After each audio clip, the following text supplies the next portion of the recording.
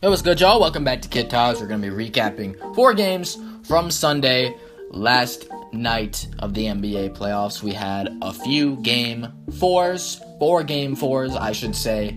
Cleveland and Indiana, Houston and Oklahoma City, Boston and Chicago, Clippers in Utah. A few great storylines to each one. And let's just get right into it with Cleveland in Indiana. So we all know about the Cavs and the Pacers. Cavs leading 3-0. They're playing Game 4 in Indiana. The most recent game in this series was in Game 3.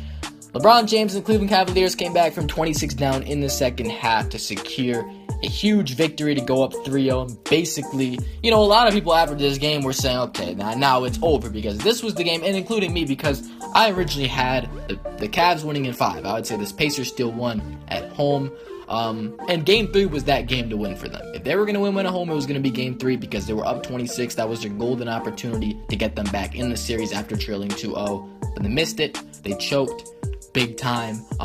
And they lost in Game 4 as well when they tried to come back. And they were actually doing a fairly good job of getting back into this game at the end. But Paul George had his worst game of the series, only 15 points. He shot 5 of 21 from the field, just not a good showing at all. It was actually Lance Stevenson and Miles Turner keeping this team in the game. Miles Turner going for 20 points and 9 boards on 8 of 10 shooting, and Lance Stevenson put up 22 with 6 boards, 3 assists, 9 of 15 from the floor, and 4 of 9 from beyond the arc. I thought it was pretty cool to see, another game 4 in a row where we've seen Lance Stevenson look like that Lance Stevenson of old. He's had 4 really good games off the bench. I mean, maybe he didn't have great games in all of the games, but overall, his cumulative effort has really combined to look like, okay, he's back to playing like how he used to. And it's incredible because he pretty much took a year and a half off, or even 2 years off, I could say,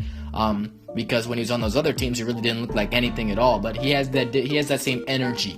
And he's just able to shoot now for some reason. That part is just weird. How he just has a jump shot again. Regardless, we saw LeBron James be the greatest player on earth again in this game. 33 points, 10 boards, 4 assists, 4 steals, 2 blocks, 13-25. Kyrie Irving had a big bounce back game with 28 points. Kevin Love only 5 points on 2 of 13 shooting, but he did grab 16 boards. He was actually +3 in this game. And Paul George misses the last shot of the game after a terrible J.R. Smith behind the back pass. And that would have tied the game. That would have been a huge shot, and J.R. Smith's pass would have been one of the dumbest plays in NBA history had Paul George knocked down that shot, but he didn't. Cavs get that rebound. They secured the victory, and a clean sweep for the Cleveland Cavaliers. They're the first team this year to move on to round 2. And the big story around this game is Paul George. Where is he going next? People are saying, look, he's going to demand a trade because he was in some crazy trade rumors this summer, or I should say, what am I saying this summer? I should say this year. Before the trade deadline, he was a big name. Teams like the Lakers and the Celtics were very interested and still are and will be in the offseason this year, so we're going to have to keep an eye out. A lot of people are saying this was Paul George's last game as an Indiana Pacer. We will be able to find out about that this summer. But just a really defining win. And something I'd like to add again is another very close game. Cavs and Pacers. Look, a lot of people are talking about, okay, the Cavs have flipped the switch. The Cavs, coming into this, were looking very shaky. They've won 4 straight and sweep the Pacers now. A team who, the Pacers were hot coming into the playoffs. So a lot of people might be saying, okay, the Cavs had that switch flip. But something about the Cavs, a reason why, to think, okay, this team's not all the way back, is just because, take a look at 2 things. 1, margin of victory. 2, defense. Margin of victory, the Cavs aren't blowing anybody out. Hey, if the Cavs were to get a few of these wins by 20 or more, maybe we could start on that. They've flipped the switch talk, but I can't do it yet. I know we've seen LeBron in playoff mode. There's no question about LeBron James, besides the free throw shooting. But LBJ is definitely, he's in playoff mode, and we know it. Kyrie Irving's been pretty good overall. Kevin Love's been on and off, I would say, but I don't think this full team is all the way there, just because of the fact that they haven't had any blowout wins. They haven't really had a statement win in the playoffs this year, other than that 26-point comeback. But they got down 26 to the Indiana Pacers. I mean, that's not something that you really should be proud of. Now, the other thing I said was defense. The Cavs' defense has looked really bad. I mean, they're giving up a ton of points. a historically high number of points for a team sweeping. The 102 mark they held the Pacers to in this game was a little bit better than in previous efforts, but still something they need to work on. We're going to see them play either Milwaukee or Toronto in the next round. Now, the second game of the day was Rockets Thunder, as I like to mention every single video. The most entertaining series in this year's NBA playoffs. Two MVP candidates, two biggest MVP candidates this series. Houston leading it 2-1 going into this game. The Thunder getting that last win at home after trailing 2-0. Trying to take another victory, and just like games 2 and 3, this game started off with dominance from the Oklahoma City Thunder, it seemed like. I mean, they started out strong. They come out strong. That's what they do. I mean, they've really done that. Done a great job of just coming out, being prepared, and doing their thing early, but it kind of falls apart. Something I'm noticing is I don't think the Thunder have the stamina to keep up what they do for 4 quarters straight. And the Houston Rockets, it might take them a little while to get going, but they can always get a constant source of offense. And they did that. They scored 40 points in the 4th quarter. And a terrible game by James Harden, where he was just 5 of 16. He had 7 turnovers, only scored 16 points. They got a huge contribution out of Nene. He was 28 points, 10 rebounds, 12 of 12 from the field. And they got 18 each from their 2 Sixth-Man of the Year candidates, Eric Gordon and Lou Williams. That bench production was absolutely phenomenal. Their 3 highest scores were their 3 bench players that played. The only 3 bench players that played in this game for the Rockets scored. They're the 3 highest scorers for this team. Incredible. 28 for Nene, 18 for Eric Gordon, 18 for Lou Williams were huge to get this team the W. For the Thunder, it was the Russell Westbrook show, just like always. He had another pretty good game.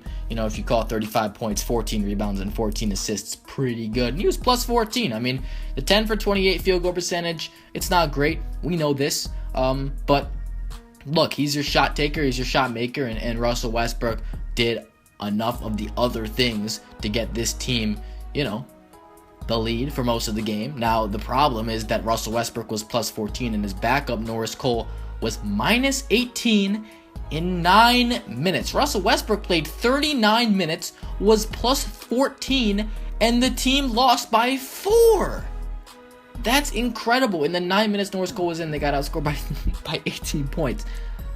That right there just screams MVP to me, because that's the type of stuff that I'm talking about. Look at how bad these guys are when Russell's off the court. I mean, when he's off the court, minus 18 in 9 minutes. That stat is still crazy to me. Andre Robertson at the end of this game, they were fouling him like crazy. Guys, I think this might be the worst free throw shooter in the NBA. I think he might be. I mean, Andre Drummond is bad, but this guy's awful. He's 2 for 12 in this game. He hadn't made one until this game, and he got 12 attempts to make one. He only made 2. He's terrible. They did Hacker Robinson at the end of the game, and they took way too long to take him out of this game, and that led to the Rockets taking this win, because the Rockets are able to get constant offense. They don't have an advantage over the Rockets like that. A guy like Robertson, where you can just foul him or let him shoot or whatever. But Robertson, they fouled him a million times, and Westbrook had some hero ball plays at the end of this game that some worked, some didn't, but in the end, it just wasn't enough. I mean, they couldn't get it, especially a terrible play at the end of this game where Nene was fouled by Jeremy Grant, and that totally put them out of competition for this game, or contention for this game. Look, it's unbelievable. Why would you foul the guy when you're down 1 and he's got a wide open layup and you do this silly little touch foul? It must have been, if you're a Thunder fan, that must have been excruciating to see that. That was terrible. But the Rockets take this game. They're up 3-1. I predicted them to win this game. Just 'cause I think the Rockets, I said they take them 5. That's what I said before the series, right? Maybe I said 6. I went back to 5. The Rockets are just, they can hold their own for 48 minutes, and the Thunder can't. That's just what it comes down to. They have more pieces on this team. They play as a team. They always get offense, and the Thunder don't have a constant source of that. So yeah, I'm going to go with the Rockets taking it in the 5th game in Houston. And yeah, 3rd game of the evening, my Chicago Bulls hosting Boston, up 2-1. They won the first 2. Boston took the 3rd one, which is weird because the road team won every single game in the series, and that pattern actually continued in this game, but it was mostly just because of the fact that Rajon Rondo is still injured. The Bulls can't really find any sort of playmaking without him, or a lot of playmaking they can't find, just because of the fact that Rajon Rondo, he gave this team so much in terms of experience, got everybody the ball, they were scoring much more, the scoring rate has decreased so much, and it sucks as a Bulls fan for me to see it, because I know what the missing ingredient is, and they said there's a percentage, or chance I should say, that Rondo returns for this series for maybe game 6 or 7, not game 5, which would be fantastic, but I don't know. I mean, that's really just speculation, I think, for the most part. Isaiah Thomas had a big game. He had 33 points, 7 assists. He was plus 17. That was a game high for this one. Jimmy Butler for Chicago. He shot 23 free throws, was 19 to 23. Boston really couldn't contain him, and he played 46 minutes. Dished out 9 assists. And the Bulls got some really good production from Isaiah Cannon, who, they couldn't find a point guard. Jerian Grant, the starter, only played 5 minutes. And then Michael Carter-Williams, who was just awful in this game, played 8 minutes. And it's incredible, because you look at that, that's the point guard rotation. And they actually had a few minutes where they just ran Butler and Wade in the backcourt, but Dwayne Wade wasn't giving them anything. But I should say, Carter Williams and Jerian Grant played a combined 13 minutes, and they were a combined minus 21 in this game. Isaiah Cannon played 34 minutes, he was plus 11, and the Bulls lose by 9. That's exactly what I'm talking about. The same thing with Westbrook earlier. You got to find the right player to play. Now, there's where they're starting Cannon for game 5, which I guess is good, even though how can you rely on Isaiah Cannon, who, he hadn't played for months before this game, because the Bulls they're just trying to find somebody that can get it done. And Isaiah Cannon, he was ready. He played really well.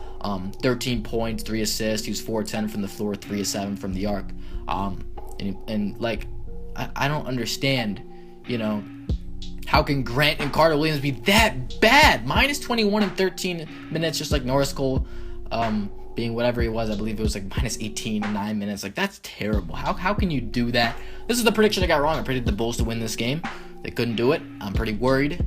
Feeling a lot less confident than I was a few days ago when they're up 2-0, but we got game 5 on Wednesday. We had some confrontations this one as well. Jimmy Butler and Marcus Smart got into it. There was a weird incident where Robin Lopez had his shoe thrown by Jay Crowder, and he made him, he dragged him over there and picked it up and then untied Jay Crowder. I don't even know what it was. I can't tell you. It was very weird.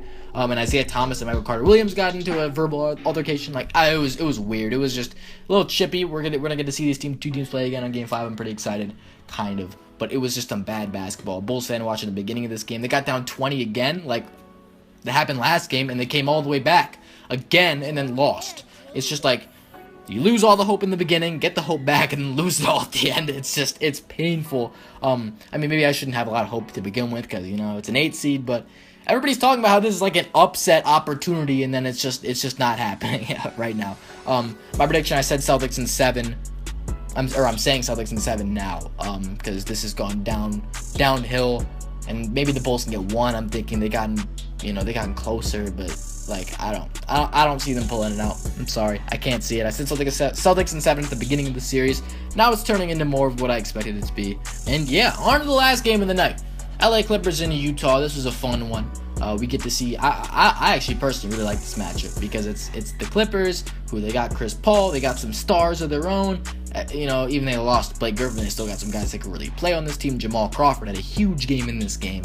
But the Jazz, you go up against the Jazz, they're solid. They're a team we haven't seen in the playoffs in a long time. They got real good players. They play great defense. And the Jazz, great news for them, they got Rudy Gobert back this game. Earlier than anticipated, Gobert played 24 minutes. He had 15 points and 13 rebounds. He was 6 for 6 from the field. I call that a great return. He had 2 blocks. The stat sheet looked real good for Rudy Gobert. George Hill had 13 in this one, but he was plus 14. He was crucial. Derek Favors off the bench, 17 points, 6 boards, and 7 to 10. And Joe Johnson, ISO Joe. Before I mention ISO Joe, though, I should say Gordon Hayward only played 9 minutes. He left the game with food poisoning, I believe. That was staged, because that set up Joe Johnson's entrance into this game to play 35 minutes, shoot 12 of 17, drop 28 points, come up super clutch in this game. Also had 5 boards, 5 assists, and will his team scoring, I believe, 11 points in a row at one point in that fourth quarter to a win. How about ISO Joe Johnson in this year's playoffs? Game 1, he hits the buzzer beater, he drops 21. and he's been solid ever since. In this game, he's just teasing us. I mean, what is this? Joe Johnson just goes absolutely nuts in this game.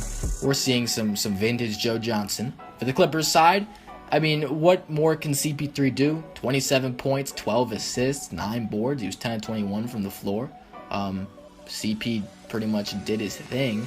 And he got some good help in scoring from Jamal Crawford with 25, but they just didn't get good contributions out of people. 5 points from Murray Space on 2 of 8 in this game. Their bench production besides Jamal Crawford wasn't very good. And JJ Redick just 3 of 11, 2 of 7 from 3, and Luke Mbah-a-Moute just he really couldn't give him anything on the offensive end, just 1 of 8 in this game, and they got burned. And now the series is tied 2-2. The Jazz, they have reason to feel confident now, because they have Gobert, and the Clippers don't have Blake Griffin, so they have a serious advantage here. What I think I said Clippers in 7 before last game.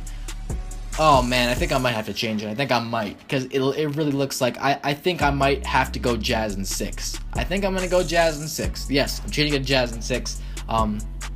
That's happening. Games today, I just want to do my predictions before I leave. We have the Bucks and Raptors, which is happening as I'm speaking. I recorded it, guys. Don't worry, I'm going to watch it. Bucks Raptors game 5. Whoa, who do I have winning this? I think I said Bucks in 7, or did I say Raptors in 7? No, I said Bucks in 7. So I'll go Raptors game 5, and I'm going to say Bucks take the last 2. That's pretty confident in me. Pretty confident in the Milwaukee Bucks. Bucks lose 2 in a row and win 2 in a row. Actually, I don't know if I should say that, because that's not. I also forgot to mention Joe Ingles had 11 assists in the Jazz game. I don't know why I just didn't say that. But good job, Joe Ingles. I like that. No, actually though, what I was saying though, I'm gonna say Bucks win game 5. Maybe I should say Bucks in 6. Because do you really think Bucks are gonna win on the road and the Raptors win on the road and the Bucks win on the road? No, don't. Okay, fine. Original predictions. Oh my god, this is becoming a train wreck. Okay, I'm gonna say Raptors win tonight, Bucks win the next 2. How about that? Next game, Atlanta, Washington. In Atlanta, let's go Atlanta. I'm pulling for Atlanta in this game. I'm not rooting for Atlanta. I think Atlanta's gonna win.